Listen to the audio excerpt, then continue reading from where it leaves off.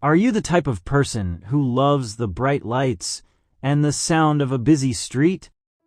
Or do you dream of waking up to the sound of birds and the smell of fresh grass? That is the ultimate question, isn't it? Hello, everyone. Welcome back to English Guide Friendly, your favorite place to master English in a way that feels like a chat with friends. I'm Jemim. And I'm Alex. We are so happy to have you here. Today, we're diving into a topic that everyone has an opinion on: the Great Divide, city life versus country life. You know, Alex, you're looking especially vibrant today. You've got this glow about you. Did you finally stop drinking 5 energy drinks a day? Not quite, Jemim. I actually just got back from a long weekend in a tiny cabin up in the mountains.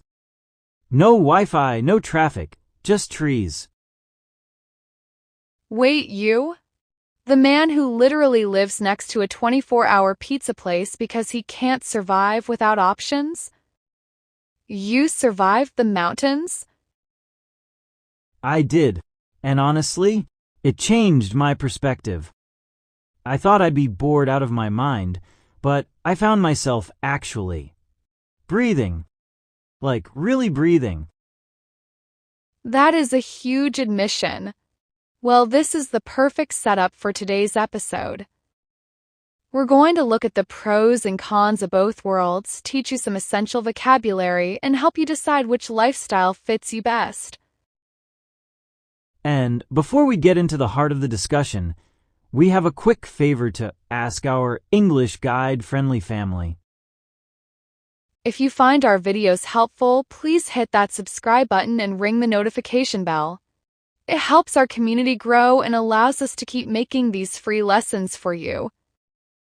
Give us a, if you've ever wanted to move away from where you live right now. Now, let's get started. Part 2 is defining the environments. Let's start with the basics. When we talk about these two lifestyles, we often use the terms urban and rural. Great point. Urban refers to the city, the metropolis. Think of skyscrapers, subways, and constant motion. And rural refers to the countryside or the sticks, as some people jokingly call it. These are areas with low population density, farms, and lots of open landscape. Let's look at a word we use a lot: infrastructure. In the city, the infrastructure is dense. You have complex systems of roads, bridges, and public utilities. In the country, the infrastructure is much simpler. Alex, you grew up in a very urban environment. What was the first thing you noticed when you went to that mountain cabin? The sensory overload, or rather, the lack of it. In the city, your senses are always being hit. Bright signs, loud horns, the smell of street food. In the rural area, it was sensory deprivation in a good way. It was quiet enough to hear my own thoughts. Part 3. The perks of the concrete jungle. Let's talk about why millions of people choose the city. The number one reason is usually convenience. Absolutely. If my light bulb breaks at 2 a.m., I can walk to a convenience store and buy one. Everything is at your fingertips. And the social diversity. In a city, you aren't just meeting people like you. You are surrounded by a melting pot of cultures. You can hear 5 different languages just walking down one block. That leads to the food. The culinary options are endless. You can have authentic Ethiopian food for lunch and Japanese sushi for dinner. Don't forget the career ladder. Most major corporations and startups are based in urban hubs. If you want to make it big in industries like finance, fashion, or tech, the city is usually where the action is. And public transit. I don't even own a car. I take the train everywhere. It's better for the environment, and I can read a book while I travel. That's a luxury, though. In many cities, the commute can be a nightmare. Let's talk about the dark side of city life. Part 4: The Struggles of City Living. The biggest downside has to be the cost of living. It is incredibly expensive. You pay a premium just to have a tiny living space. Exactly. You're often rent poor, meaning a huge chunk of your salary goes just to keeping a roof over your head. And then there's the pace of life. It's hectic. Everyone is in a rush. If you walk too slowly on the sidewalk, people will actually get annoyed with you. It can lead to burnout, the constant noise and the feeling that you always need to be doing something can be very draining for your mental health. We also have to mention pollution. Not just air pollution from cars, but light pollution. You can't see the stars in the city because the street lights are too bright. And congestion. Whether it's a sidewalk or a grocery store, you are always in a crowd. Some people find that claustrophobic. Part 5. The beauty of the hinterland. Now let's flip the coin. Why are people moving away from cities? Tranquility. That's the big one. The countryside offers a slower pace. You have time to garden, to walk, and to actually talk to your neighbors. In the country, your neighbors aren't just people who live next to you. They are a community. People actually know your name. They help you if your car breaks down. And the affordability. Your money goes much further. You can often buy a whole house with a large acreage for the price of a studio apartment in London or New York. Plus, the connection to nature.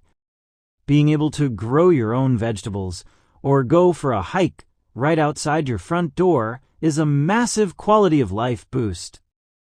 But as you found out this weekend, Alex, it's not all sunshine and roses, right?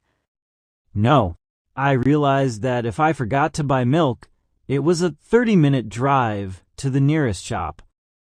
The isolation can be real. And the lack of amenities. Hospitals are further away. Schools might have fewer resources, and the job market is very limited unless you can work remotely. Part 6. Practical English for your opinion. We want to help you express your own thoughts on this. Let's look at some useful phrases. If you like the city, you can say, I'm a city person through and through. I thrive on the energy of the urban lifestyle. I love having everything within walking distance. If you prefer the countryside, try these. I'm a country soul at heart. I crave the peace and quiet of rural living. I prefer a slower pace of life. When comparing them, use comparative adjectives. The city is busier than the country, but the country is healthier. Living in the city is more expensive, but finding a job is easier. Jemim, what about you? Where do you see yourself in 10 years? Honestly, I want to compromise. I want to live in a suburb, a residential area on the edge of the city. That way, I get the quiet streets for my home, but I can drive 20 minutes to see a movie or go to work.